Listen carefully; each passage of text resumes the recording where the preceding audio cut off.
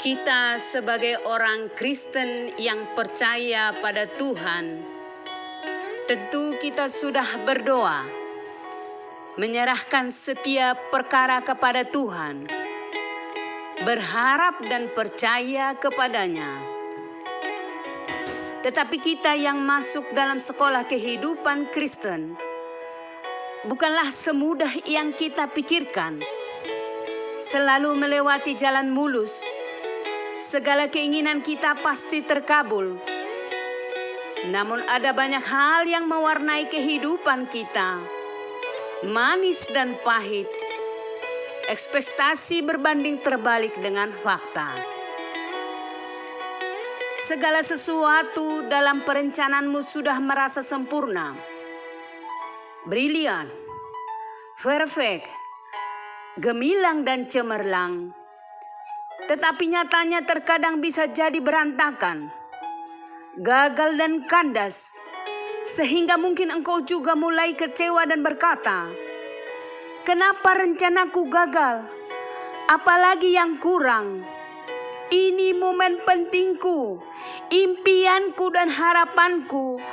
Padahal persiapanku sudah sangat matang dan saya sudah berdoa. Why? And why?" Engkau punya segudang keinginan dan rencana, tetapi mungkin oleh karena kemampuan dan segala keberadaanmu, engkau lupa menyertakan Tuhan dalam segala perencanaanmu. Yakobus 4 ayat 13-15. Jadi sekarang, hai kamu yang berkata, "Hari ini atau besok kami berangkat ke kota Anu, dan di sana kami akan tinggal setahun dan berdagang serta mendapat untung." Sedang kamu tidak tahu apa yang akan terjadi besok. Apakah arti hidupmu? Hidupmu itu sama seperti uap yang sebentar saja kelihatan lalu lenyap. Sebenarnya kamu harus berkata, "Jika Tuhan menghendaki, kami akan hidup dan berbuat ini dan itu." Jangan dalam segala keberadaan dan kemampuanmu dengan mudahnya engkau merancang sesuatu untuk tujuanmu. Tetapi ketika rencanamu gagal, dengan mudahnya juga engkau berkata, "Tuhan tidak adil, tidak menjawab doaku, tidak peduli denganku, percuma berdoa dan berharap. Bukankah aku sudah berdoa, rajin gereja, dan berbagi dengan sesama?" Engkau pun cenderung menyalahkan Tuhan oleh karena pembiaran dari Tuhan atas segala kegagalanmu. Jika itu ada dalam pikiranmu, engkau salah dan keliru. Ketika engkau merancangkan sesuatu, apakah engkau telah melibatkan Tuhan? Dan jika engkau gagal dan rencanamu, pantaskah engkau kecewa dan menyalahkan Tuhan? Hanya dengan bersama Tuhanlah kita dapat menerima segala kenyataan hidup dengan rasa syukur. Apapun yang terjadi, kita dapat menerima dan menyadari adalah yang terbaik. Karena Tuhan tidak perancang kejahatan dalam hidup kita, tetapi selalu yang baik dan yang terbaik. Adalah baik jika engkau punya mimpi dan memiliki rencana, memiliki serentetan gelar di belakang namamu, lulusan sarjana dari universitas terbaik di luar negeri, tour keliling Asia dan Eropa, membangun usaha dan bisnis raksasa, menginginkan jabatan tertinggi, menikah dengan pasangan yang sempurna, dan banyak hal lainnya. Namun di atas semuanya itu, kehendak Tuhanlah yang harus jadi. Kita perlu menyadari bahwa keinginan dan pilihan belum tentu benar dan yang terbaik buat kita. Bisa saja keliru dan menyimpang. Bagi orang lain mungkin menilai maksud dan tujuanmu sudah tulus dan benar, namun Tuhan melihat hati. 1 Samuel 16 ayat 7. Tetapi berfirmanlah Tuhan kepada Samuel, Janganlah pandang parasnya atau perawakan yang tinggi, sebab aku telah menolaknya. Bukan yang dilihat manusia, yang dilihat Allah.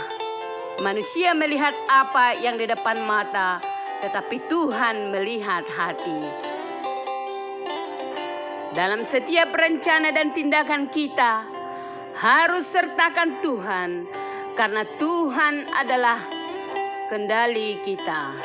Amsal 16 ayat 9. Hati manusia memikir-mikirkan jalannya, tetapi Tuhanlah yang menentukan arah langkahnya. Percayalah bahwa jika Tuhan ada dalam rencanamu dan dalam pekerjaanmu, Tuhan juga pasti turut campur tangan.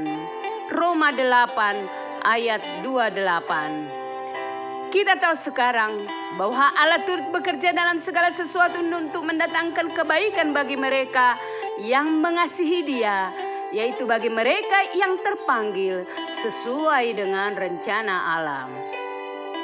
Jika engkau sudah melibatkan Tuhan dan engkau masih diizinkan untuk mengalami kegagalan juga, maka engkau pasti tetap masih bisa bersyukur, menaikkan pujian kepada Tuhan, dan nama Tuhan pun akan dipermuliakan lewat masalahmu.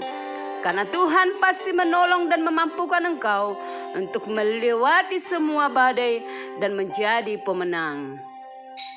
Melakukan firman Tuhan dan menghidupinya bukan hanya pada saat membaca Alkitab dan merenungkannya, bernyanyi, bermazmur dan menyembah Tuhan di gereja, tetapi lebih daripada itu, ketika kita diperhadapkan situasi yang tidak baik pun, kita harus tetap menjadi teladan, mencerminkan hidup bersama Kristus. Saudara yang kasih Tuhan, mari selalu libatkan Tuhan dalam setiap perencanaan kita. Jadikan Tuhan yang terutama dan menjadi kendali kehidupan kita. Puji Tuhan. Kita berdoa. Tak habis-habisnya kami mengucap syukur di hadapan-Mu Tuhan atas segala kasih pemeliharaan yang Kau berikan kepada kami Tuhan. Engkau yang menyediakan bagi kami Tuhan selalu apa yang kami perlukan. Engkau menuntun kami, membimbing kami Tuhan. Ya Allah Bapa, biarlah tetap kasih-Mu sempurna bagi kami. Biarlah kami tetap boleh dalam rencana-Mu Tuhan, dalam tuntunan-Mu Tuhan. Engkau adalah kendali dalam kehidupan kami. Ajar kami Tuhan untuk selalu berserah pada-Mu, menyertakan Engkau dalam setiap rencana kami Tuhan. Karena kami tahu dengan bersama Engkau rencana kami, apapun yang kami lakukan Tuhan, biarlah yang terbaik yang menurut daripada-Mu Tuhan. Ajar kami Tuhan untuk semakin mengerti apa rencana-Mu, apa kerinduan-Mu Tuhan dalam kehidupan kami Tuhan. Ya Allah Bapa, ampuni dosa kami biar kami layak menerima terus berkat-berkat-Mu yang terus mengalir dalam kehidupan kami. Di dalam nama Yesus Kristus kami berdoa, mengucap syukur atas kesehatan, atas kesembuhan, atas berkat-berkat, atas pemeliharaan terhadap kami yang mencukupkan segala keperluan kami, atas kekuatan, penghiburan yang Engkau berikan kepada kami. Dalam nama Yesus Kristus kami berdoa dan percaya. Amin.